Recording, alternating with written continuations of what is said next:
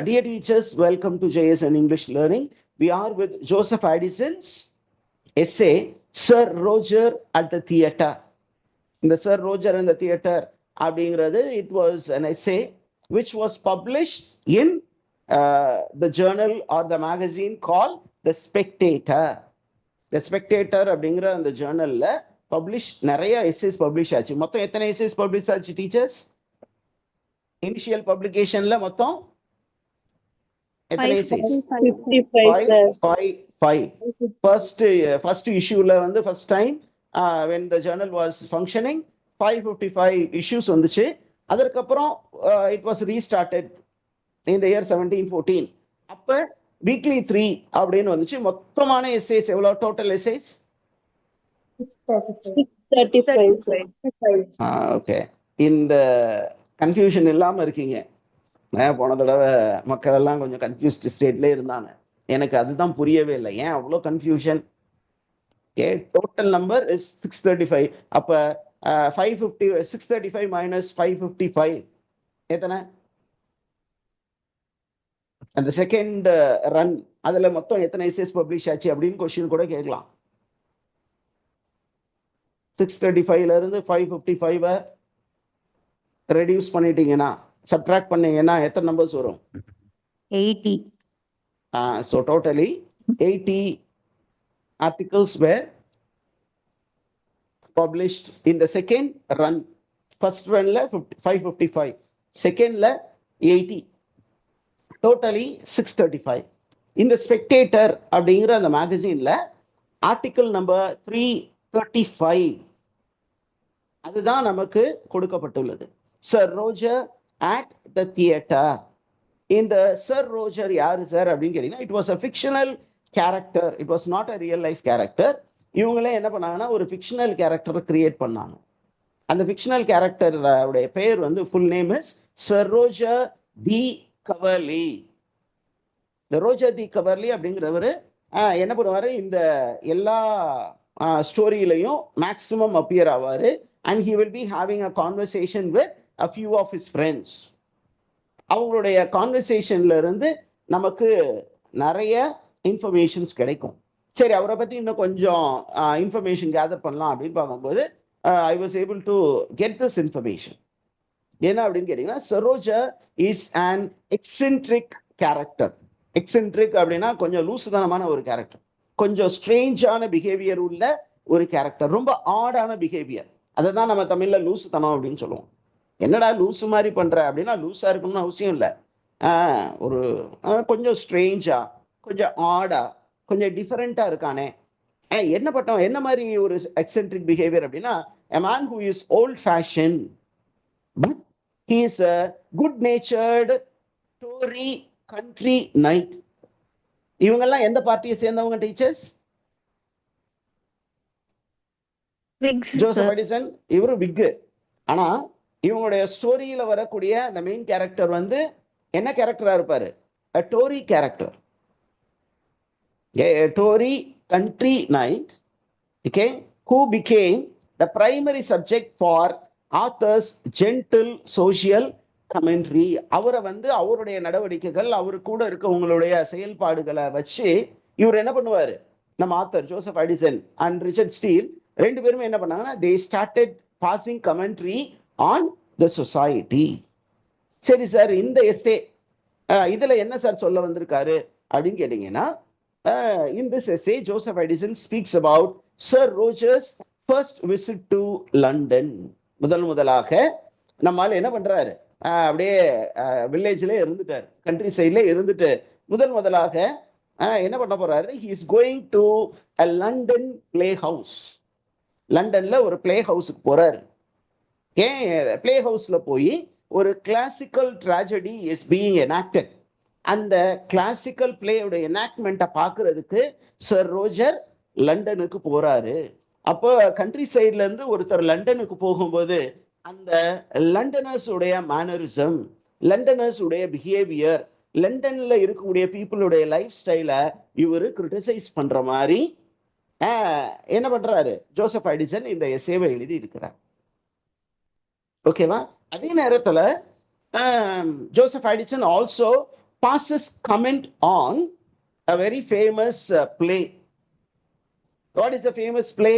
The play is The Distressed Mother, which was an adapted work by Ambrose Philip. Ambrose Philip அப்படின்னு ஒரு எழுத்தாளர் இருந்தார். அவர் என்ன பண்ணாருன்னா த டிஸ்ட்ரெஸ்ட் மதர் அப்படிங்கிற ஒரு பிளேவை எழுதி அதை வந்து லண்டன் தியேட்டர்ல எனாக்ட் பண்ணிட்டு இருந்தாங்க ஒரு டிராமா ட்ரூப்பை வச்சு. அந்த பர்டிகுலர் பிளே, அந்த பிளேல இருக்கக்கூடிய நுவான்சஸ் அது எல்லாத்தையுமே யாரு கமெண்ட் பண்ண போறா? சர் ரோஜர் கமெண்ட் பண்ண போறாரு. அப்ப அந்த ஹோல் பிளே வந்து அந்த பிளேயை பத்தி டிஸ்கஷன் இருக்க போது, அந்த பிளேல வரக்கூடிய கேரக்டர்ஸ் பத்தி, அவங்களுடைய மோட்டிவை பத்தி, அவங்களுடைய பிஹேவியரை பத்தி யாரு கமெண்ட் பண்ண போறா?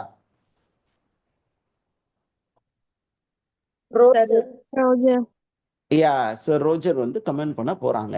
ஆக்சுவலா இந்த ஆம்ப்ரோஸ் பிலிப் அவருடைய play the distressed mother, it was an adaptation of Racine's Andro மாஷே. ராசின் அப்படிங்கக்கூடிய அந்த பிரெஞ்சு ரைட்டர், அவருடைய ஆண்ட்ரோ மாஷே அப்படிங்கிற ஒரு ஒர்க் தான் பிரைமரி சோர்ஸ். அதுல இருந்து அடாப்ட் பண்ணப்பட்டது தான் ஆம்ப்ரோஸ் பிலிப்ஸ் த டிஸ்ட்ரெஸ்ட் மதர். இந்த ஒரு ஒர்க்கை பத்தியும் யாரு கமெண்ட் பண்ண போறான்? சர் ரோஜர் கமெண்ட் பண்ண போறார். சரி, what is the context of the play? Okay, what is the context of the play? The context அப்படின்னா இந்த எஸ்ஏ எழுதுனது எந்த காலகட்டத்துல அப்படின்னு நம்ம தெரிஞ்சுக்கணும். This essay was written during the Augustan age. எந்த ஏஜ்ல எழுதப்பட்டது? அகஸ்டன் ஏஜ். அகஸ்டன் ஏஜ் அப்படிங்கிறது நமக்கு யூனிட் 1லயும் ரொம்ப இம்பார்ட்டன்டான தகவலா இருக்கும். Why was this age called Augustan age அப்படின்னு கொஸ்டின் கேட்பாங்க. Why was this age in literature called Augustan age? Why அப்படின்னு கேட்டீங்கன்னா, the writers who lived during this period in England என்ன பண்ணாங்க அப்படின்னு கேட்டா, இந்த ஏர்லி பார்ட் ஆஃப் 18th centuryல வாழ்ந்த எழுத்தாளர்கள் எல்லாம் என்ன பண்ணாங்கன்னா, they were also known by the name neoclassical writers. இந்த ரைட்டர்ஸ்க்கு என்ன பேர் teachers? they were named as neoclassical writers. Neo classical poets அப்படின்னு சொல்லுவாங்க, நியோ கிளாசிக்கல் ரைட்டர்ஸ் சொல்லுவாங்க, நியோ கிளாசிக்கல் கிரிட்டிக்ஸ்ன்னு சொல்லுவாங்க. இவங்க என்ன பண்ணாங்க அப்படின்னா, அவங்களுடைய எழுத்துக்களில் they wanted to imitate the writing style of the ancient Roman writers. அதனாலதான் அவங்களுக்கு பேரு அகஸ்டன். அகஸ்டஸ் சீசர் அப்படின்னு ஒரு சீசர் இருந்தார்.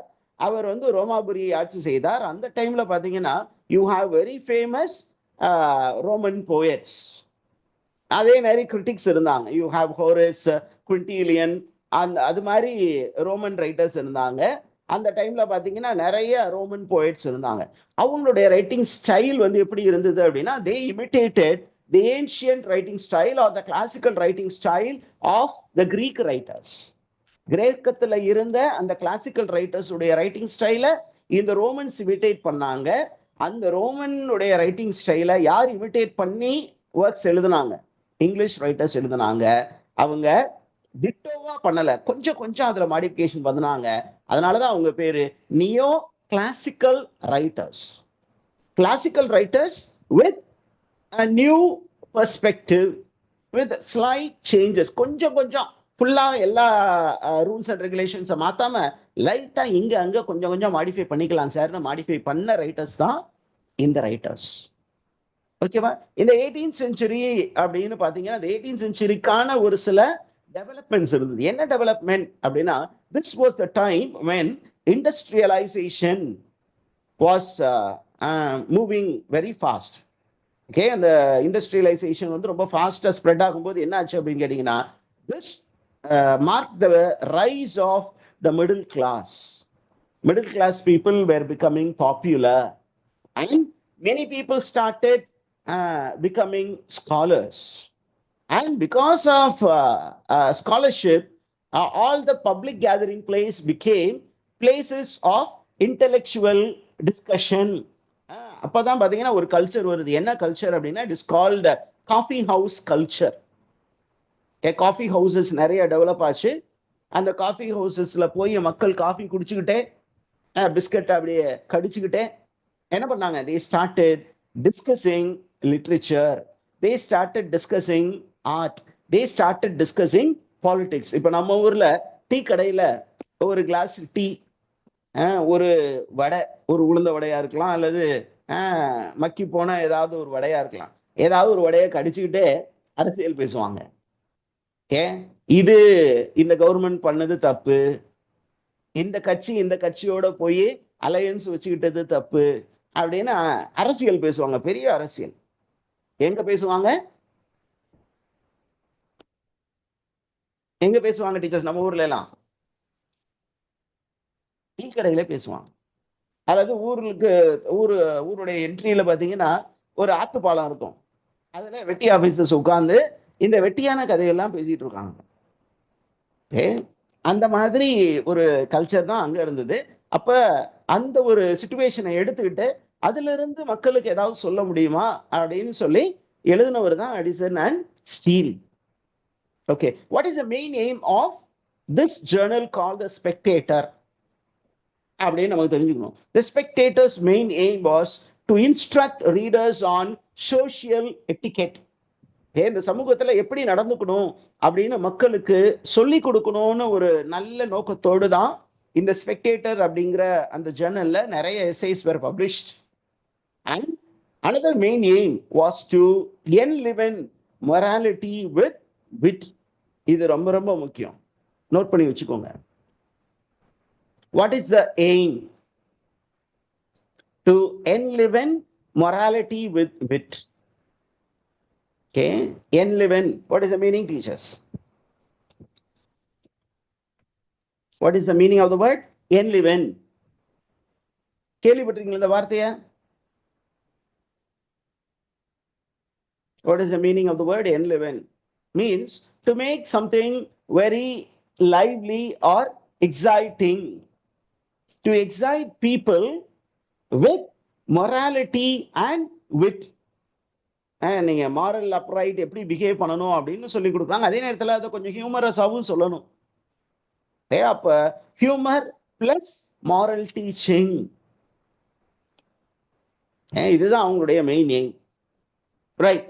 இப்போ இந்த பீரியாடிக்கல் எஸ்ஸேஸ் எல்லாமே பாத்தீங்கன்னா they were prose periodical essays. இதுல என்ன டைப் ஆஃப் எஸ்ஸேஸ் எழுதுனாங்க? prose periodical essays. அண்ட் ஆடிசனுடைய ரைட்டிங் ஸ்டைல் என்ன ஸ்டைல்னு சொன்னாரு டாக்டர் சாமுவேல் ஜான்சன்? அந்த மிடில் ஸ்டைலை பத்தி இன்னும் கொஞ்சம் டீடைலிங் அவர் என்ன சொல்லியிருக்காரு? It is a familiar, elegant, unpretentious English prose. ரொம்ப ஃபெமிலியரா இருக்கும் சார், உங்களுக்கு புரியுற மாதிரி இருக்கும், அதே நேரத்தில் அதுல ஒரு ஹை ஸ்டைல் இருக்கும், அதுதான் எலகன். இன்னொன்னு அன்பிரிட்டென்ஷியஸ், சில பேர் பிரிட்டென்ஷியஸா எழுதுவாங்க, இவர் அப்படிலாம் கிடையாது, ஸ்ட்ரெயிட்டா தான் எழுதுவாரு. அப்ப it is in beautiful prose English and it follows a narrative format. It follows a narrative format. Particularly இந்த எஸ்ஸேல பாத்தீங்கன்னா we have a particular narrative format. என்ன அப்படின்னு கேட்டீங்கன்னா, the essay focuses on the preparation made by Sir Roger to go from the countryside to the city. அவர் கிளம்புறது, அவர் கிளம்பும் போது அவருக்கு ஒரு வெஹிக்கிள் வர்றது, அந்த வெஹிக்கிள் அவர் ஏறி உட்கார்றது, அப்புறம் அந்த தியேட்டருக்கு போகும்போது என்ன விஷயம்லாம் நடந்தது, தியேட்டருக்குள்ளார என்ன நடந்தது, அந்த மக்களுடைய பிஹேவியர் எப்படி இருந்தது, தியேட்டர்ல இருந்த கேரக்டர்ஸ் என்ன மாதிரி நடிச்சாங்க, அந்த மாதிரி இதெல்லாம் முடிச்சதுக்கு அப்புறம், தியேட்டர் முடிச்சதுக்கு அப்புறம் இவங்க எப்படி தியேட்டரை விட்டு வெளியில போனாங்க, அப்ப மக்களுடைய பிஹேவியர் எப்படி இருந்தது, இவர் வீட்டுக்கு பத்திரமா போய் சேர்ந்தாரா சேரலையா, இது எல்லாமே இந்த எஸ்ஸேல நமக்கு கொடுக்கப்பட்டிருக்கு. What are the themes that we will find in this essay? அப்படின்னா you will find the contrast between urban lifestyle and country lifestyle. Okay, urban London life, அங்க மக்களுடைய பிஹேவியர் எப்படி இருந்தது. Okay, particularly the author speaks about the modern theater and people roaming around the theaters. நம்ம ஊர்லயும் அந்த தியேட்டர்களுக்கு போனீங்கன்னா சில நேரத்துல ரொம்ப கேர்ஃபுல்லா இல்லைன்னா பர்ஸ் லிஃப்ட் பண்ணிடுவாங்க. அல்லது உங்களுடைய மொபைல்ஸ். இப்போ பர்ஸ் கொஞ்சம் லிஃப்ட் பண்றத மக்கள் ஸ்டாப் பண்ணிட்டாங்க. பிக் பாக்கெட்ஸ் அப்படிங்கிறது கொஞ்சம் கம்மியாயிருச்சு. ஆனா கேஜெட் பிக்கிங் அப்படிங்கிறது அதிகமா இருக்கு. நீங்க என்ன பண்றீங்க அப்படின்னா அந்த செட்டப் பாக்கெட்ல வச்சீங்கன்னா அப்படியே கூட்டமா வருவாங்க, டக்குன்னு லிஃப்ட் பண்ணி போயிடுவாங்க, மாத்தி மாத்தி கை மாறி போயிடும், மொபைலை கண்டுபிடிக்க முடியாது. ரொம்ப கேர்ஃபுல்லா இருக்கணும். உங்களோட பை, பிலாங்கிங்ஸ் அதுல எழுதியே போட்டிருப்பாங்க, உங்களுடைய உடைமைகளை பத்திரமாக பார்த்து கொள்ளவும், இந்த தியேட்டர் நிர்வாகம் காணாமல் போன எந்த பொருட்களுக்கும் பொறுப்பு இருக்காது அப்படின்னு அவன் எழுதி போடுறானாவே உங்களுக்கு தெரிஞ்சுக்கணும், நீங்க பத்திரமா இருக்கணும். அப்ப around London theatre there were gangs which were prepared to loot people. அவங்கள்ட்ட இருந்து திங்ஸ் தூக்குறதுக்காக இருக்காங்க. அப்ப சிட்டி லைஃப் எப்படி இருக்கு அப்படின்னு ஒரு சைட்ல சொல்லிட்டு, நம்ம சர் ரோஜருடைய behaviour, Roger is from the countryside, அவருடைய அந்த ஓல்டன் கண்ட்ரி சைடு அப்படின்னா தேவர் நாட் மச் டெவலப்ட். கிராமத்துல இருக்க மக்கள் அந்த அளவுக்கு முன்னேற்றம் அடையவில்லை அந்த காலகட்டத்துல. அப்போ அவங்களுடைய பிஹேவியர் எப்படி வந்து பிரிமிட்டிவா இருந்தது அப்படின்னு ஒரு கான்ட்ராஸ்டிங் அனாலிசிஸ் நமக்கு அங்க கொடுக்கப்பட்டுள்ளது. அதே நேரத்துல you will also find that there is some information about politics, particularly the approaches of a political satire. கிண்டல் பண்றாரு. என்ன அப்படின்னு கேட்டீங்கன்னா, sir Roger represents the nostalgic outdated country Tory squire. அவர் அவுடேட்டடா இருக்காரு, அப்டேட்டடாவே இல்லை, அவுடேட்டடா இருக்காரு. அண்ட் அவர் என்ன பண்றாருன்னா, he is having typical conservative mind style. Conservative na yaru teachers? Have you heard of the word conservative?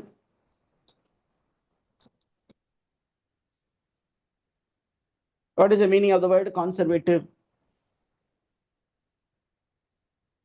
அவர் ரொம்ப கான்சர்வேட்டிவ் சார் அப்படின்னா பழமைவாதம் தமிழ்ல. கான்சர்வேட்டிவ் அப்படின்னா பழமைவாதம், முற்போக்கு சிந்தனை இல்லாதவர். அப்ப இவரு பாத்தீங்கன்னா ரொம்ப ஓல்டு, முற்போக்கு சிந்தனை இல்லாத ஒரு மனிதர், பழமைவாதம் மிகுந்த மனிதர். அதனாலதான் அவர் என்ன பண்றாரு அப்படின்னு கேட்டீங்கன்னா, அந்த பழமைவாதத்தையே கையில பிடிச்சிட்டு அந்த ஒரு பிளேவை போய் பாக்குறாரு. அந்த பிளே இவருக்கு சரியா படல. ஓகே, எங்க காலத்துல எல்லாம் இப்படியா சார் இருந்துச்சு சொல்லுவாங்க இல்லையா? ஒரு படத்தை போய் பார்க்கும்போது ஐயோ மோசம், அசிங்க சார். ஆனா இப்ப இருக்க ஜெனரேஷனுக்கு அதுதான் ஈஸ்தட்டிக் கண்டென்ட்டா இருக்கு, ஸ்டோரி. ஓகே, ஆனா அந்த காலத்துல இருக்கவங்க அந்த காலத்துல எல்லாம் எம்ஜிஆர் எப்படி திறமை அடிச்சாரு, சிவாஜி எப்படித்தான் நடிச்சாரு அப்படின்னு சொல்லும் போது அவங்க எல்லாம் they have gone. இப்ப இருக்க ஹீரோஸை பாருங்க, பிரதீப் ரங்கநாதன் எப்படி நடிக்கிறாருன்னு பாருங்க, இல்ல அதுக்கப்புறம் வரக்கூடிய ஹீரோஸ் எல்லாம் எப்படி நடிக்கிறான்னு பாருங்க, அவங்களுடைய திரைப்படங்கள்லாம் எப்படி இருக்கு, அந்த கண்டென்ட் எப்படி இருக்குன்னு பாருங்க. அப்படிங்கும்போது இந்த ஒரு மைண்ட் செட்டையும் நம்ம ஆளு கிரிட்டிசைஸ் பண்ணியிருக்காரு. The conservative mindset of the Tory politicians are criticized very gently by Joseph addition. ஓகேவா? இப்படி நெகட்டிவ் சைடு இருந்தாலுமே இந்த சர் ரோஜர் கிட்ட, sir Roger is a very affectionate character. ரொம்ப ரொம்ப அஃபெக்ஷனேட். எவ்வளவு தூரம் அஃபெக்ஷனேட் அப்படின்னா, he takes care of his servants. He takes care of his servants and he provides for them. அவங்களுக்கு தேவையான விஷயம். நீங்க இந்த பிளேயை படிக்கும்போது உங்களுக்கு தெரியும் எவ்வளவு இன்ட்ரெஸ்டிங்கான இன்ஃபர்மேஷன்ஸ் வந்து இங்கே கொடுக்கப்பட்டிருக்கு அப்படின்னு. ஓகேவா teachers? Were you able to follow the introduction closely?